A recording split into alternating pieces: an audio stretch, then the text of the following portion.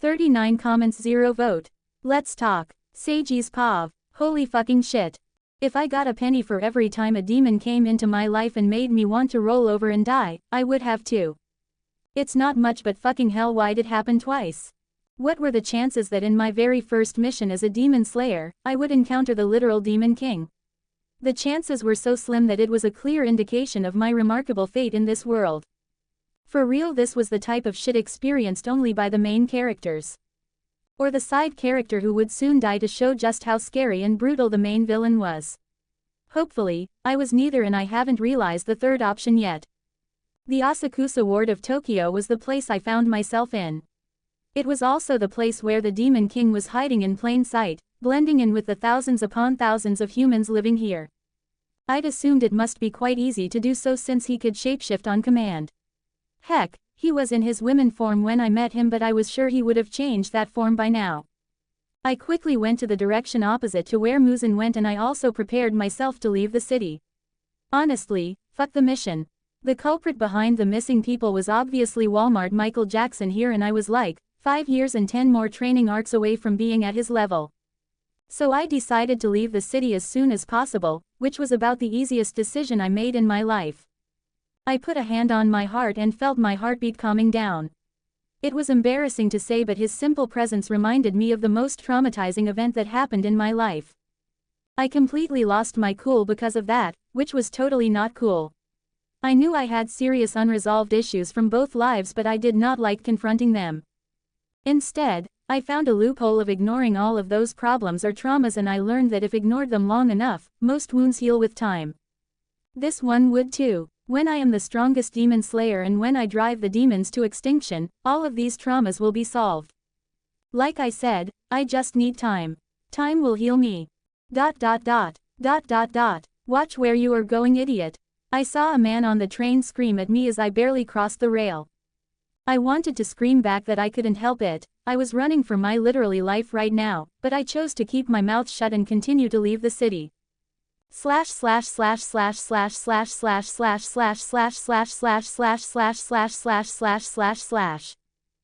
Pav. Muzan Kibutsuji walked into an alley and quickly changed his form into that of a man. He put a hand on his face while grinding his teeth in anger. He was found out. He thought he had hidden perfectly, but that boy was able to tell instantly that he was a demon. How the boy did it, he did not know. But he knew he needed to remove him before he revealed the information. He snapped his finger and immediately, 2 of HS loyal servants appeared kneeling beside him. They were high-ranking demons he kept around them to run errands, whether that be killing people or bringing him humans. They were not as strong as the 12 demon moons, but together, they had the potential to be one. There is a demon slayer in the city, purple hair and eyes. He is a lower-ranking demon slayer, so quickly dispatch him and bring me his head, he said, and immediately 2 demon disappeared to complete their mission. It was not often that Their Lord gave them important missions like this, so the 2 demons, Susumaru and Yahaba, ran on top of the building to look for their prey.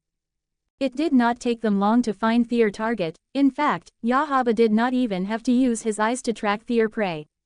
Watch where you are going, idiot.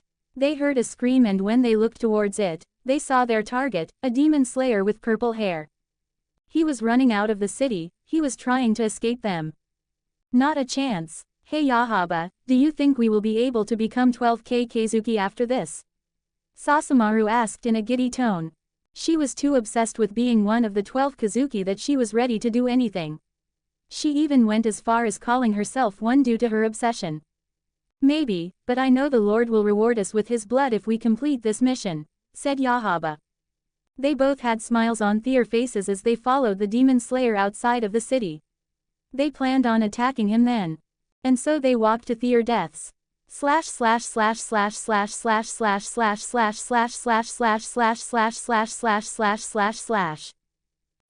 Pav. I was being followed, which was a lot creepier than it sounds. Especially when it was a bird on top of your head who told you that you were being followed. At first, I thought it was Muzan, but then she told me that they were 2 demons, a girl and a boy. Relief instantly washed over me as I realized it was not the demon lord. Instead of coming after me himself, he had sent 2 of his underlings to deal with me. And from the description, I think I know exactly who they were.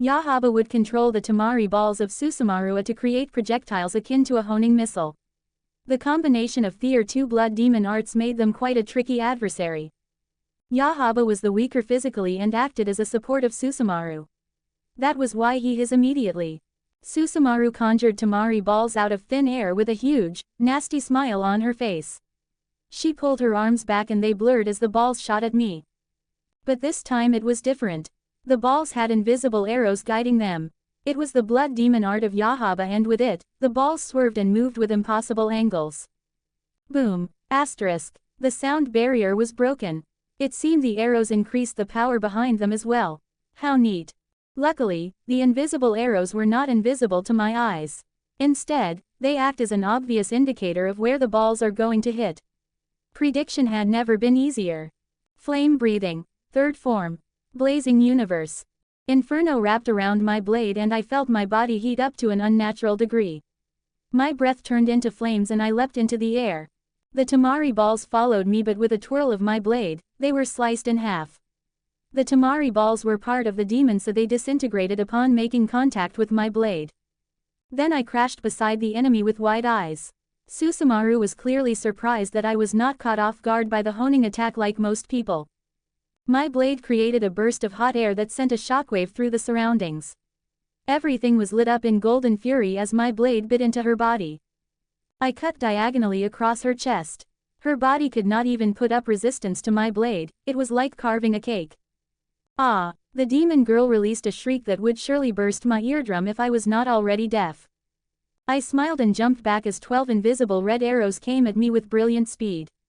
They were quick, and although they had no piercing power, they could drag me around like a ragdoll if they catch me. So I twirled my long sword to create a protective barrier.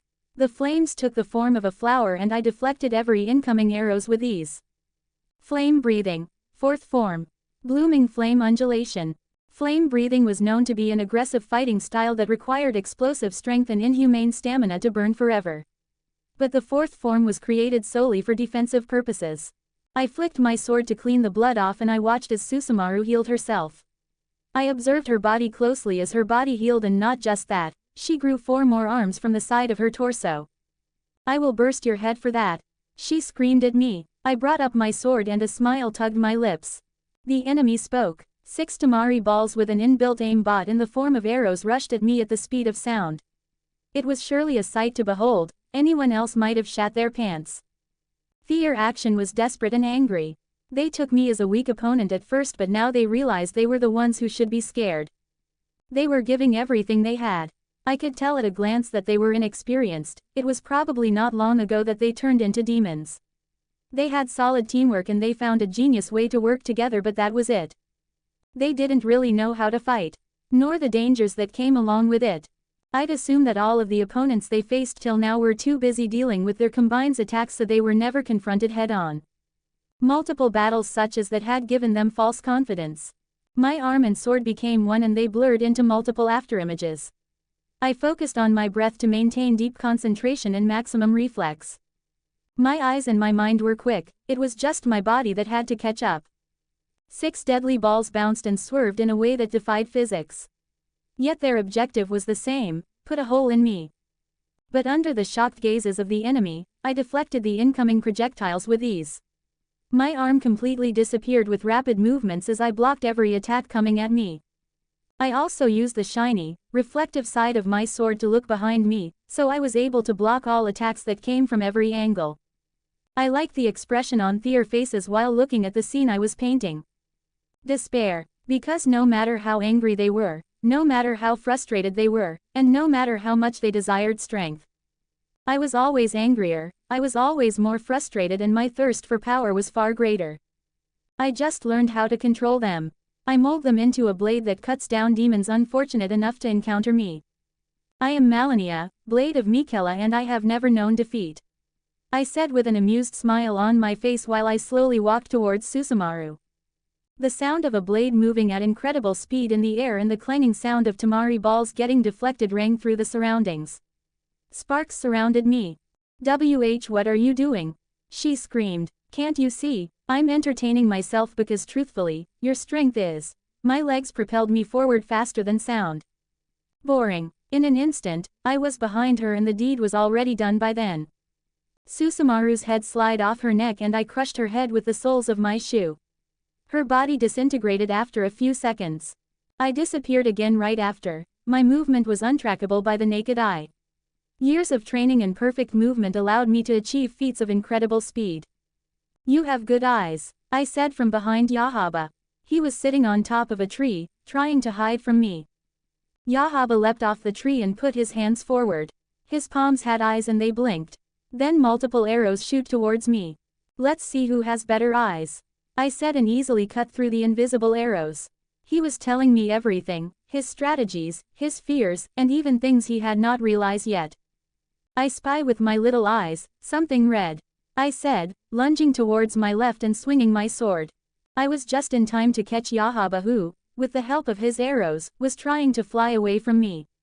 He was trying to escape to the city because he knew I wouldn't return. But alas, he could not escape me. His body was bisected at his waist. While his lower body continued flying towards the city, his upper body fell to the forest floor. Blood splurted out, painting his vision red. He started regenerating his legs and while he was trying to push himself back up, I cleanly cut off his head while landing. He died like an animal in a sacrificial ritual. ... Well, that was therapeutic. Don't you agree, Raven? I asked her while she flew towards me and perched on top of my head. That is mission accomplished, I said with a smile, watching Yahaba disintegrate to ash. Now let's get the fuck away from Tokyo and continue our speedrunning elsewhere, I said and I continued my journey. I had accomplished my first mission. But there was no rest for a speedrunner. In less than 2 months, I had to be a Hashira. And I won't accept anything less. Image.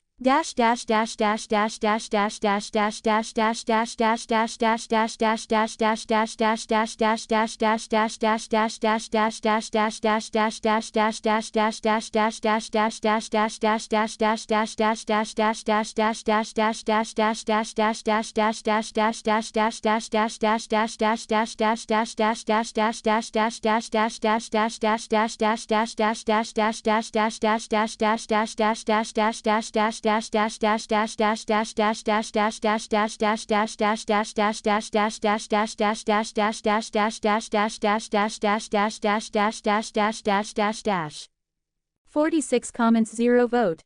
A familiar face. Seiji's Pav. It has been more than 3 weeks, nearly a month, since I completed my final selection. And it has been a week since my first mission where I encountered a demon none other than Michael fucking Jackson. Speaking of which, he wasn't in his Michael Jackson form when I met him, was he? Thinking about it, I felt scammed and robbed. Why did I have to encounter Zesty Demon King instead of Michael Jackson? My disappointment was immeasurable. On a positive note, it would seem that I was no side character who would die a dog's death just to show how cruel and bad the main villain was. It's been a week and I was still alive and sending demons to hell.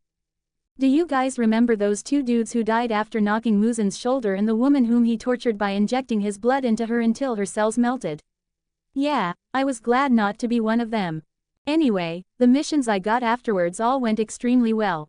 In fact, I had completed a total of 9 missions in the span of a week. Let that sink in, 9 missions were completed in a single week. For reference, Tanjiro took days to complete 1 mission. On the other hand, I completed more than 1 mission every single day. Truly, it was a feat worthy of a speedrunner.